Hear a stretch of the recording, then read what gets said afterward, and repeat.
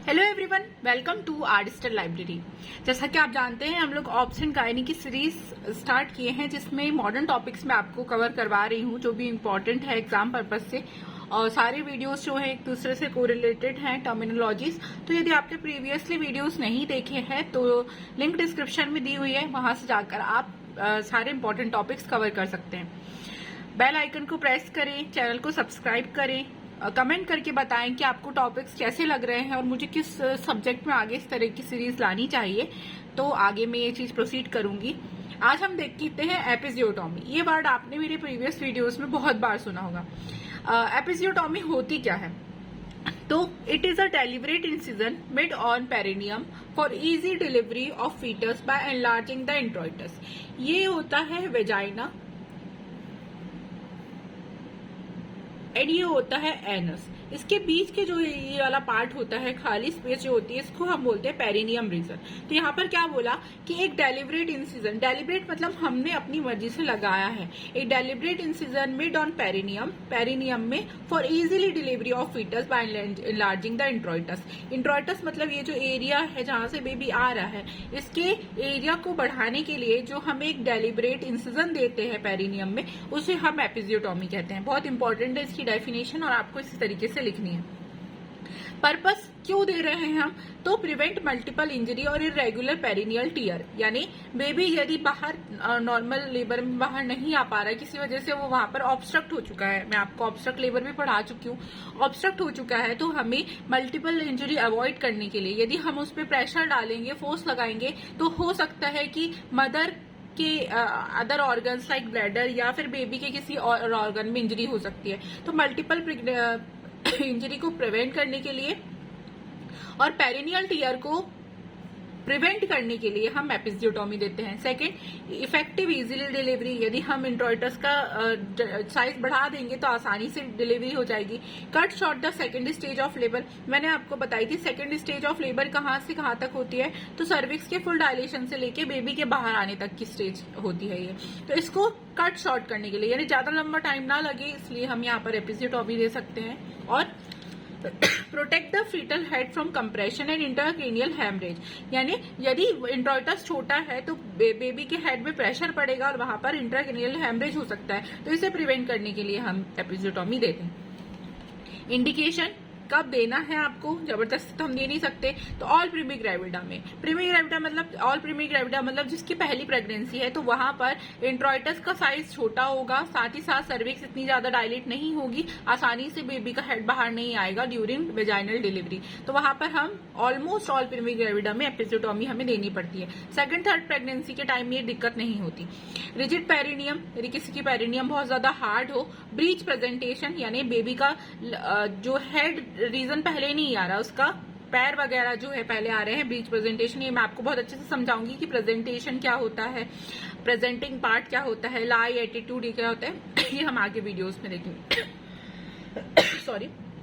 फिर हमें यदि इंस्ट्रूमेंटल डिलीवरी की जरूरत पड़ रही है like forceps, then premature baby के केस में, यानी बच्चा जो है वो पूरी तरीके से मेच्योर नहीं है, 7th या 8th मंथ में हमें डिलीवरी करनी पड़ रही है ड्यू टू एनी कंडीशन।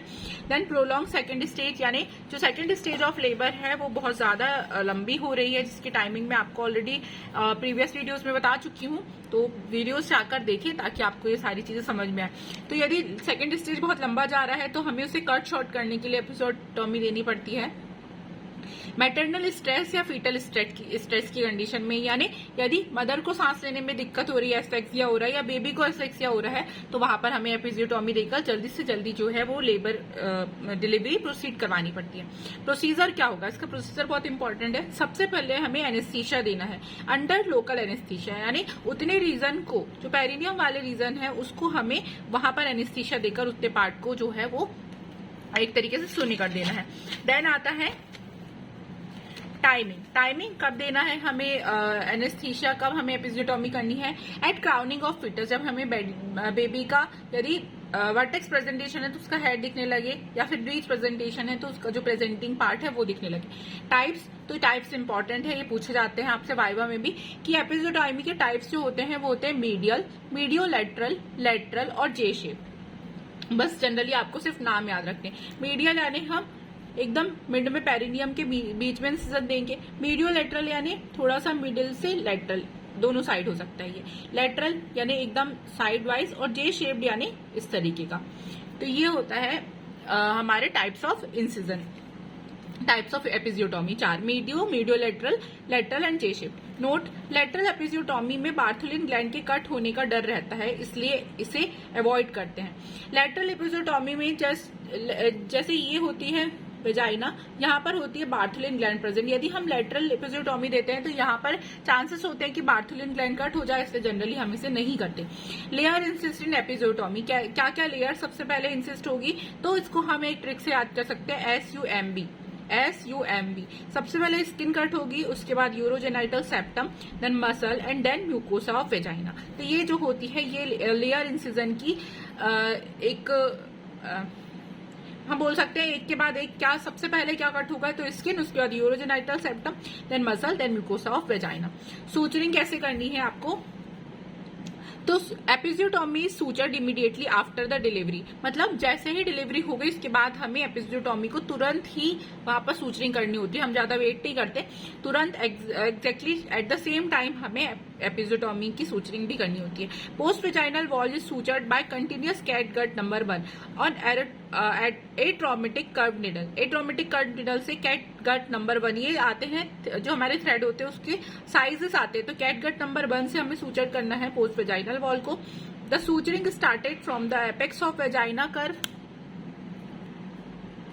तो सूचरिंग हमें स्टार्ट करनी है एपेक्स ऑफ वेजाइनल कर्व से, यानी वेजाइना का एपेक्स से हमें सूचरिंग स्टार्ट करनी है। ये सारे पॉइंट्स इसलिए इंपॉर्टेंट है कि यदि 5 मार्क्स में कभी एपिजियोटॉमी का क्वेश्चन आ जाता है तो आपके पास कंटेंट होना चाहिए। यदि शॉर्ट क्वेश्चन है तो आप जनरली डेफिनेशन और उसके टाइप्स लिख के छोड़ सकते हैं। देन हमको फिर उसके बाद mucocutaneous junction on both the edge और approximated by proper alignment, then हमें म्यूको क्यूटेनियस जंक्शन, सबसे पहले हमने एपेक्स को क्लोज किए, देन हमें म्यूको क्यूटेनियस जंक्शन को क्लोज करना है। Muscles are sutured by interrupted sutures by the catgut, then हमें मसल्स को क्लोज करना है। उसके बाद स्किन सूचर करनी है नॉन एब्जॉर्बेबल सूचर मटेरियल से। मसल तक हम जो है वो एब्जॉर्बेबल सूचर मटेरियल यूज कर रहे थे ताकि हमें जो टाके होते हैं उसको एक तरीके से टाके को काटने की जरूरत ना पड़े, वो अपने आप घुल जाए। ये होता है इंटरप्टेड सूचर। मसल तक हम ये चीज यूज कर रहे हैं, लेकिन स्किल में हमें non absorbable suture material use करना है ताकि थोड़े दिन बाद जो लेडी है उसको बोलना है कि आपको ये सूचरिंग कटवाने आनी है, यानी टांके कटवाने आने हैं। तो ये स्किन में जो होता है वो नॉन एब्जॉर्बेबल सूचर्ड मटेरियल होता है। मैंने आपको ये बताई हूँ SUMB।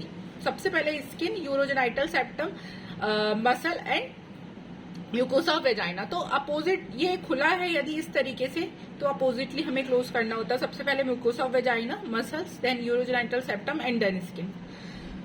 इस तरीके से आपको ये पॉइंट्स प्रिपेयर करने हैं। देन आता है प्रिकॉशन। क्या क्या प्रिकॉशन रखने हैं, तो complete haemostatic should be achieved, यानी हमें पूरा देखना है, वहां पर चेक करना है कि किसी भी प्रकार की वहां से ब्लीडिंग तो नहीं हो रही, उसके बाद ही हमें पेशेंट को रिलीज करना है। Then no dead space should be left by suturing the muscle, किसी भी प्रकार का डेड स्पेस नहीं रहना चाहिए, एकदम पॉइंट टू पॉइंट जितना हमने कट लगाया है वो पूरे तरीके से सूचर्ड होना चाहिए। क्या क्या कॉम्प्लिकेशन हो सकते हैं, जनरली इसमें कोई कॉम्प्लिकेशन नहीं होता, बट इमीडिएटली तुरंत में हेमेटोमा होगा, यानी वहां पर उस पार्ट में स्वेलिंग हो जाएगी, इन्फेक्शन होगा, पेन भी होगा, और नॉन यूनियन ऑफ वुंड हो सकता है कि उसके वुंड जो है वो जल्दी से ना भरे। हर केस में ये चीज नहीं होती बट हो सकती है। देन डिलेड, बाद में उसको क्या क्या कॉम्प्लिकेशन हो सकते हैं, यदि कुछ लापरवाही हुई तो फाइब्रोसिस हो सकता है, डिस्पेरियूथ्रा हो सकता है, और इम्प्लांटेशन डर्मोइड हो सकते हैं। पोस्ट ऑपरेटिव केयर क्या करनी है, आफ्टर ऑपरेशन उसे पेरिनियल केयर करनी है, यानी उस एरिया को टाइम टू टाइम क्लीनिंग करनी है, एंटीसेप्टिक क्रीम लगानी है, और स्टेलाइज पैड का यूज करना है। यदि किसी भी प्रकार की ब्लीडिंग या इन्फेक्शन हो रहा है तो डॉक्टर को तुरंत सलाह लेनी है, क्योंकि यदि ये ऐसा नहीं होगा तो आगे चल के कॉम्प्लिकेशन जो हमने पीछे पढ़े ये क्रिएट हो सकते हैं। Removal of perineal skin stitches, यानी जो हमने स्किन के स्टिचेस छोड़ दिए थे जो अनएब्जॉर्बेबल है, उसको अराउंड 5 दिन के बाद उसे रिमूव करवाना है ध्यान से। तो ये सारी कंडीशन जो है एपिजियोटॉमी की है। ये क्वेश्चन भी एक इम्पॉर्टेंट है, तो होप कि आपको समझ में आया होगा। मुझे कमेंट करके जरूर बताएं। Stay connected with our digital library for more videos.